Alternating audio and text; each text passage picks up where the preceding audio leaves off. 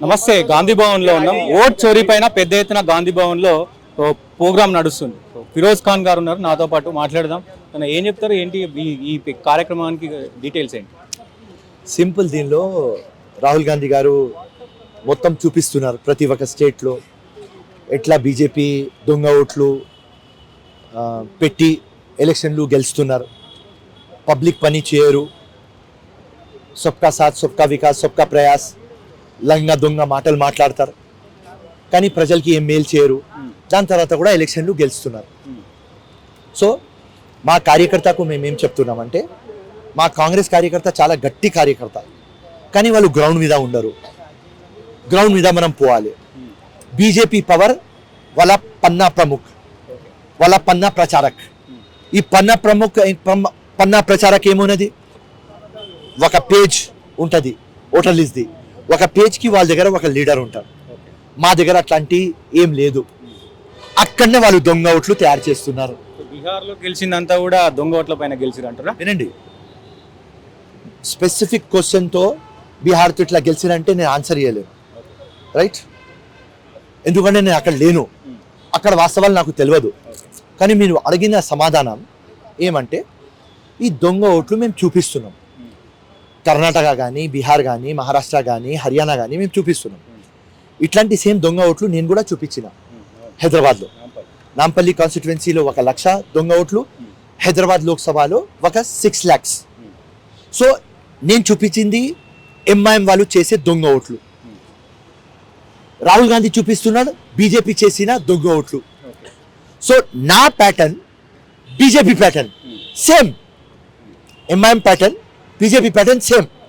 So మా కార్యకర్తకి ఏం చెప్తున్నామంటే, మీరు బీజేపీకి ఒకవేళ ఓడగొట్టాలి అంటే వాళ్ళ ఓటర్ లిస్ట్కి మనం పట్టుకోవాలి, మనం గ్రౌండ్లో ఉండాలి.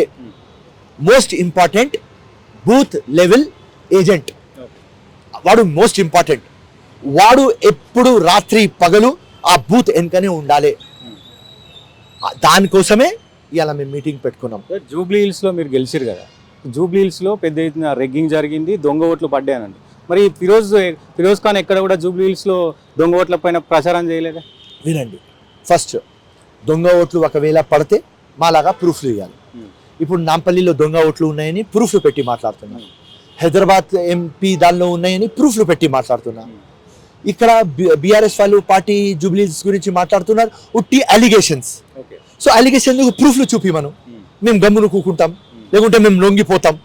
ప్రూఫ్లు లేరు, ఉట్టి గాలిలో మాట్లాడుతున్నారు, ఓడిపోయినారు. ఇప్పుడు కాంగ్రెస్ పార్టీ కూడా గాలి మాటలు చెప్పింది అంటారు. ఈ కార్ రేసుకుంది, సో కాళేశ్వరంలో పెద్ద ఎత్తున కేసీఆర్ అవినీతి చేసిన అన్నారు. 2 సంవత్సరాల దగ్గర పడుతుంది, December 9కి 2 సంవత్సరాలు అయిపోద్ది, 3వ సంవత్సరంలోకి వెళ్తుంది. ఏం చేసింది కాంగ్రెస్ పార్టీ? మరి ఏవి డబ్బులని? అదేగమ్మా, 100% కాళేశ్వరంలో కేసీఆర్కి జైలు పంపించాలి, కేటీఆర్కి ఫార్ములాలో పంపించాలి. కాంగ్రెస్ పార్టీ కానీ ముఖ్యమంత్రి గారు కానీ డిసైడెడ్.